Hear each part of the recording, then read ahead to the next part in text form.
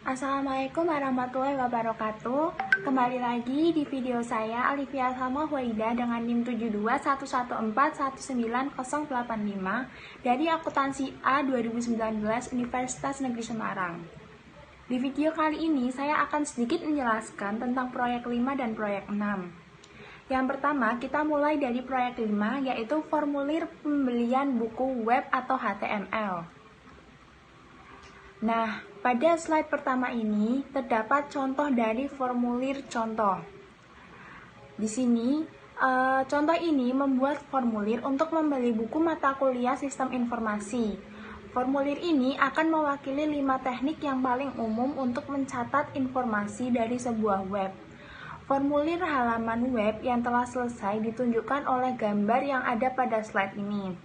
Nah, di sini ada format nama dan juga emailnya.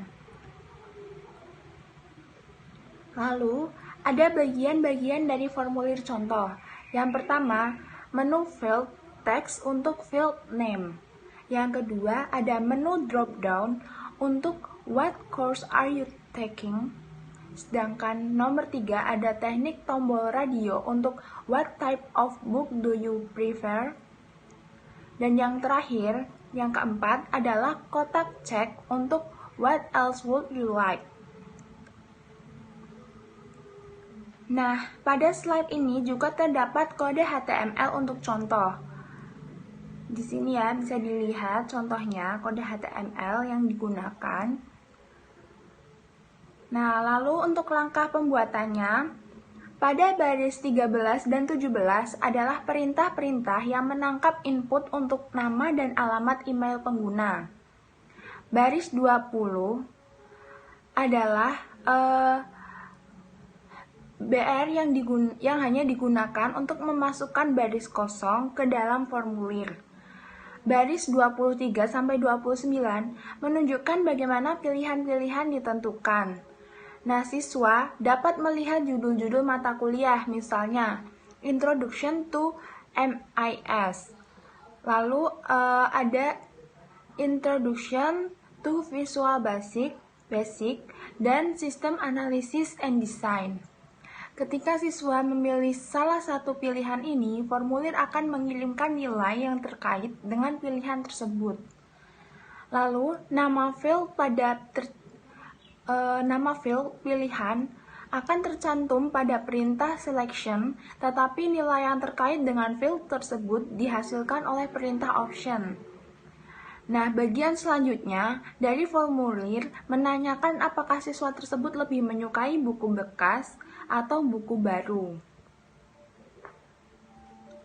Lalu, langkah berikutnya, perhatikan field value pada baris 33. Nah, ketika lingkaran sebelum kata use dipilih, formulir tersebut memberikan nilai U pada field prefer. Kata checked pada baris 33 menyebabkan halaman web untuk memilih pilihan use dari awal. Sedangkan baris 39 dan 41 membuat kotak cek pada contoh untuk membeli catatan kuliah dan slide presentasi. Jika siswa ingin membeli catatan kuliah atau study notes, maka field notes akan memiliki nilai yes. Jika field ini tidak dipilih, maka komputer tidak akan memberikan nilai pada notes. Baris 43-45 meminta komentar tambahan dari siswa. Perintah submit pada baris 49 menampilkan submit value to be processed. Sedangkan perintah reset pada baris 47 menampilkan frase reset values don't submit. Nah, di sini juga terdapat langkah untuk menyimpan contoh. Yang pertama, file disimpan dalam bentuk HTML seperti book.htm. Lalu jenis file yang dipilih yaitu save as type, haruslah all files, dan pengkodean harus diset ke ANSI. Selanjutnya, ada langkah untuk melihat halaman web. Yang pertama, bukalah browser web dan pilihlah perintah file diikuti sub perintah open. Kemudian, ketikkan nama file atau browse untuk mencarinya, kemudian klik pilihan OK. Lalu, langkah terakhir adalah halaman web Anda akan muncul di browser.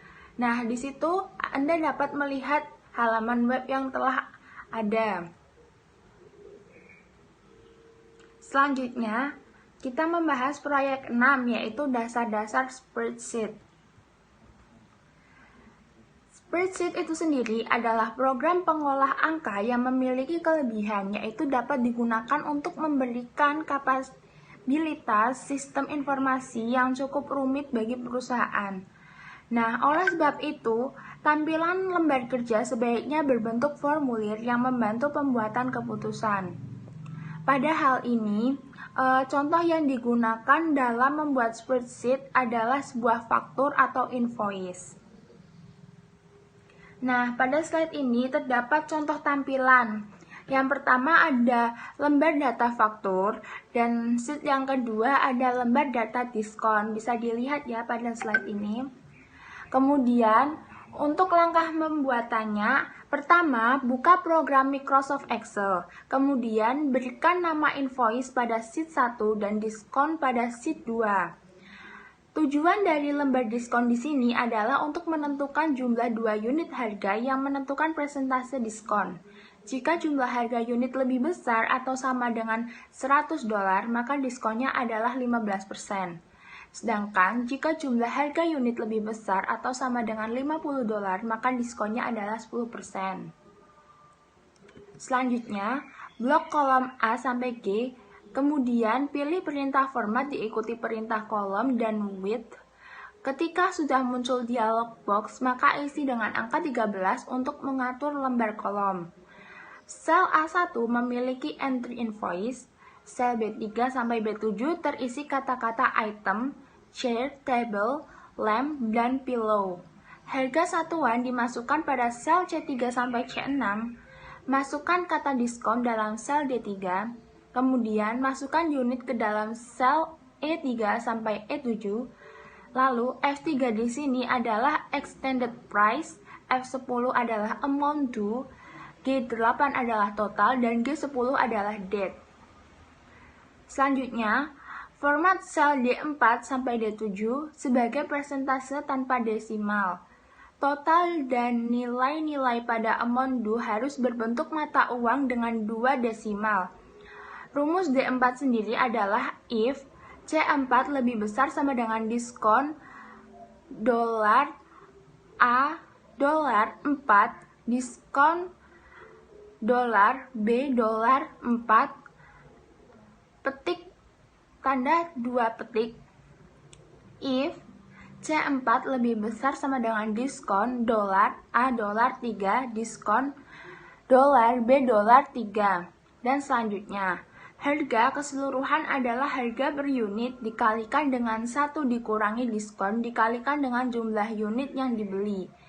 Nah, sel G11 ini diberi no, sel G12 sama dengan sel G11 ditambah 30, sel G13 sama dengan sel G11 ditambah 60, sel F11 sama dengan F8, sel F12 sama dengan F8 dikali dengan 1,01,